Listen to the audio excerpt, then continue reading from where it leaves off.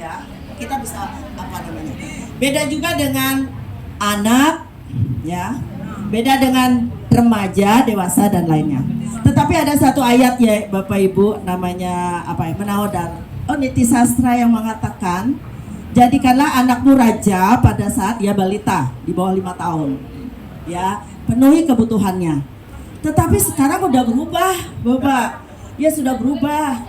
Mungkin sudah terlambat kalau kita masih menganggap anak 4 tahun, 5 tahun jadi raja.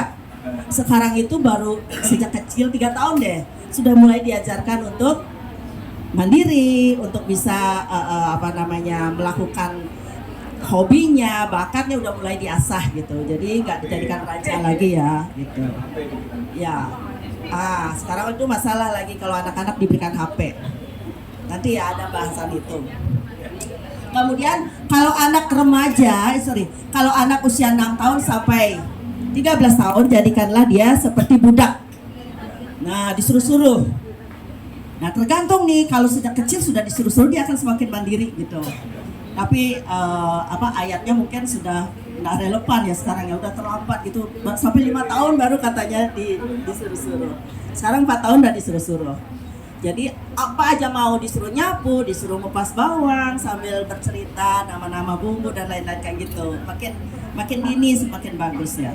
Nah, kalau remaja anak dijadikan teman. Kalau dewasa jangan ikut campur. Jadi kalau anak-anak kita sudah dewasa, kalau kita ikut campur pasti mereka marah. Kenapa? Karena mereka sudah mandiri. Ya, lanjut. Nah, kemandirian itu dipengaruhi oleh pola asuh. Ada yang memanjakan anak, maka itu kecenderungannya anak menjadi manja, tidak mandiri gitu.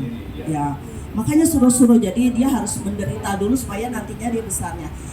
Ibaratnya gini, tunda kesenangan, tunda kenikmatan supaya nantinya kamu nikmat gitu. Jadi memang diajarkan untuk menderita dulu gitu. Jadi tidak dimanja. Tapi anak yang memang selalu membantu orang tuanya, dia akan semakin mandiri. Pendidikan juga pengaruh, keluarga, interaksi sosial dan lain-lain. Terutama lagi adalah kemandirian itu juga personality. Jadi emang sudah perilaku dia, kemudian bawaan juga gitu ya. Ada IQ-nya, ada personality ya sama ini. Sama satu lagi karma. Sudah bagus sekali pengasuhannya. Sudah sesuai dengan teori pengasuhannya, sudah sampai belajar Montessori untuk ngasuh anak, tapi anaknya tetap bandel ya. Kemana ini dibawa?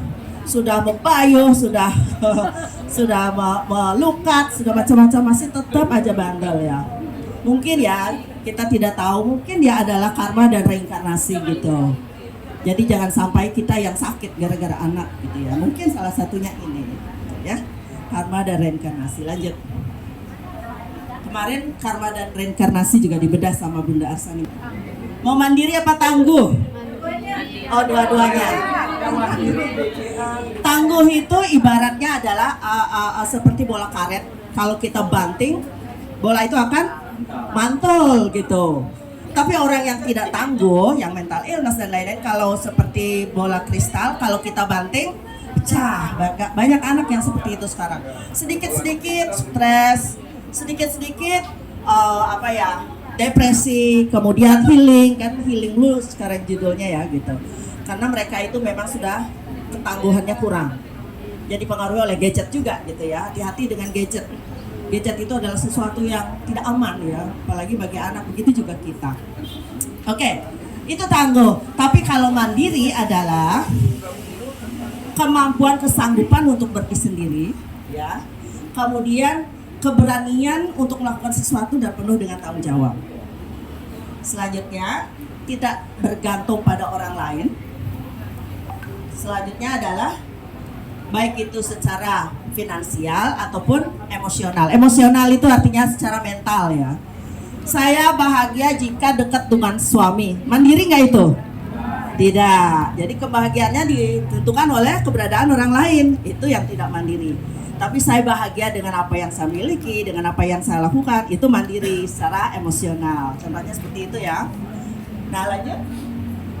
Sekarang, Setuju apa tidak bahwa WHDI, anggota WHDI, pengurus, ibu ketua adalah orang-orang yang mandiri? Setuju apa tidak?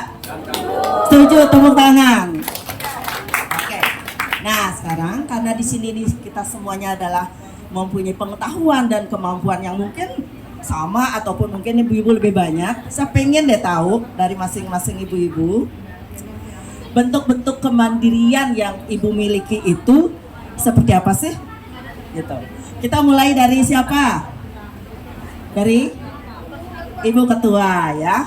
Baik, Ibu coba ceritakan secara singkat bentuk-bentuk kemandirian yang Ibu miliki. Mungkin boleh juga sedikit advice ya Bu. Terima kasih Bu Made.